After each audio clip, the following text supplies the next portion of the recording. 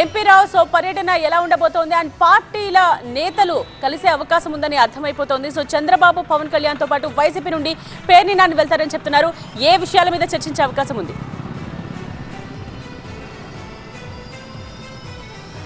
కేంద్ర ఎన్నికల సంఘం ఎన్నికల సన్నద్ధతకు సంబంధించి తీసుకోవాల్సినటువంటి జాగ్రత్తలు ఏర్పాట్లకు సంబంధించి ఈ రోజు రేపు కూడా కీలక సమావేశాలు ఏర్పాటు చేస్తుంది.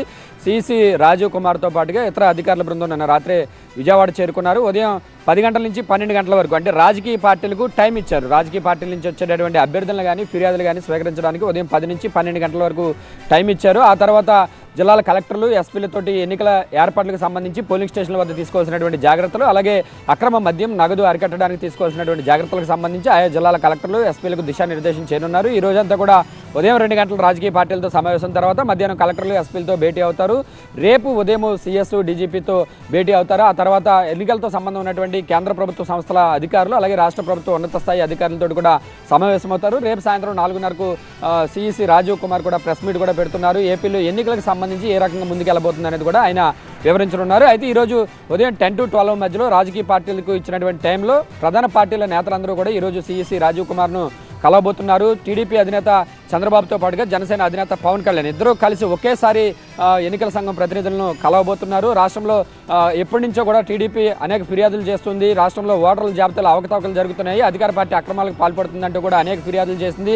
At the same time YSRCP కూడా తెలుగుదేశం పార్టీయే ఎన్నికల జాబితాలో ఓటర్ల జాబితాలో అక్రమాలకు పాల్పడుతుందంటూ కూడా వైఎస్ఆర్సీపీ కూడా రాష్ట్ర ఎన్నికల ప్రధానాధికారికి వరుస ఫిర్యాదులు చేసినటువంటి పరిస్థితి. సో పోటాపోటీ ఫిర్యాదుల నేపథ్యంలో ఈరోజు మరోసారి స్వయంగా కేంద్ర చీఫ్ ఎలక్షన్ కమిషనర్ ఇక్కడ ఉన్నారు కాబట్టి ఆయన కూడా కలిసి మరోసారి ఓటర్ల జాబితాకు సంబంధించినటువంటి అవకతవకల మీద అన్ని పార్టీలు కూడా ఫిర్యాదు చేయనున్నాయి. చంద్రబాబు పవన్ కూడా వేరువేరుగా ఇక్కడి నుంచి నేను ఉండవల్లిలోని చంద్రబాబు నివాసం నుంచి చంద్రబాబు నేరుగా సిఈసి ఉన్నటువంటి నోవాటెల్ హోటల్కి వెళ్తారు. పవన్ కళ్యాణ్ కూడా నేరుగా నోవాటెల్ హోటల్కి వెళ్ళిన తర్వాత అక్కడ ఇద్దరు కలిసి చంద్రబాబు పవన్ కలిసి ఒకేసారి సిఈసితో భేటీ అవుతారు. అలాగే వైఎస్ఆర్సీపీ నుంచి ఎంపీలు విజయసాయిరెడ్డి అలాగే మార్గాని భారత్ ఇద్దరు కూడా వైఎస్ఆర్సీపీ నుంచి సిఈసిని కలవబోతున్నారు. ఇతర పార్టీల నేతలు కూడా సిఈసిని కలిసేందుకు రానున్నారు.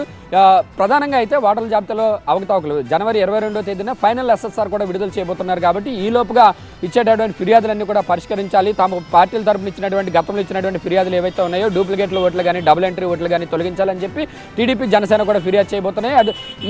అటు వైఎస్ఆర్సీపీ నుంచి కూడా తెలంగాణలో ఓటు ఉన్నటువంటి వారికి ఏపీలో ఓటు హక్కు లేకుండా తొలగించాలని చెప్పేసి వైఎస్ఆర్సీపీ ప్రధానంగా ఆధారాలతో సహా ఇచ్చేందుకు కూడా ఈరోజు సమాయత్తమవుతున్నటువంటి పరిస్థితి. మొత్తం రాజకీయ పార్టీలతో సమావేశం తర్వాత జిల్లా కలెక్టర్లు ఎస్పీలతోటి ఎన్నికల సంఘం ప్రతినిధులు సమావేశం కాబోతున్నారు. ఉదయం 11 గంటలకు చంద్రబాబు పవన్ సిఈసి ప్రతినిధులను కలబోతున్నారు.